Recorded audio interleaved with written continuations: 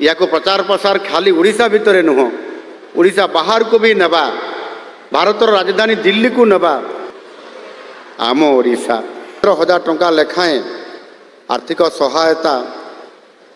आमे प्रदान करुछंती। मंत्री ओडिशा को पूर्व भारतर जो माछ चाष केन्द्र आक्वा कल्चर हब बुलंद करने जो एक कार्यक्रम आमे हाथ को नहीं कर आज मत्स्य चाष रे जमिति एक गोटे प्रकार गोटे परिवर्तन वैप्लविक परिवर्तन होगापाई जाउछि किभଳି भाबरे अधिक आय बढ़िबो एहार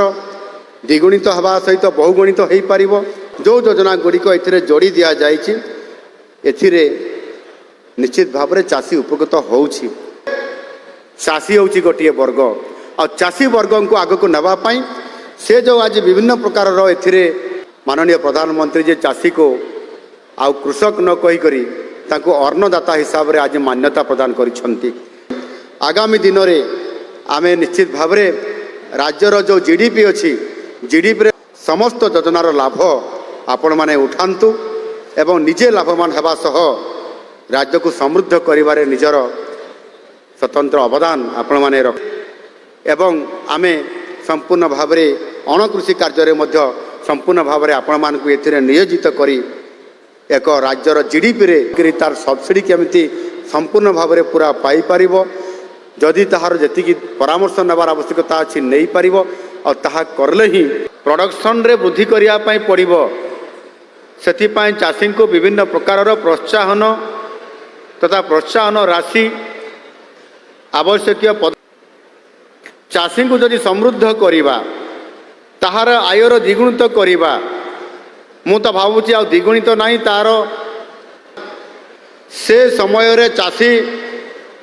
1400-1500 टंका पर क्विंटाल रे देवा पाई बाध्य होउतला 2000 किंबा 2300 टंका भी पर क्विंटाल रे 3100 टंका चाषी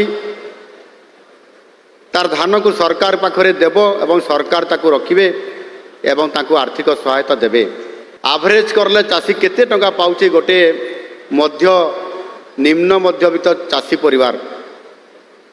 जे सीए गोटाए खरीफ 10,000 टंका पाउची एवं से चाषी परिवार गोटे सुभद्रा योजना रे अंतर्भुक्त होइतिबा माँ किंबा भौणीटीए झीओटी भली मने होउची। ता कारण होउची कृषि सहित अनुसांगिक कृषि एवं विश्वासर सहित ये गो पालन रे आम समाज आम परिवार संपूर्ण भाव भारतीय परिवार एथिरे अपन ग्राम में अच्छी दैनिक आमे ताको अधिक बढ़ाया पाई मध्य तांकर आयरे केमिति वृद्धि हेबो आउ सेथि पाई आम सरकार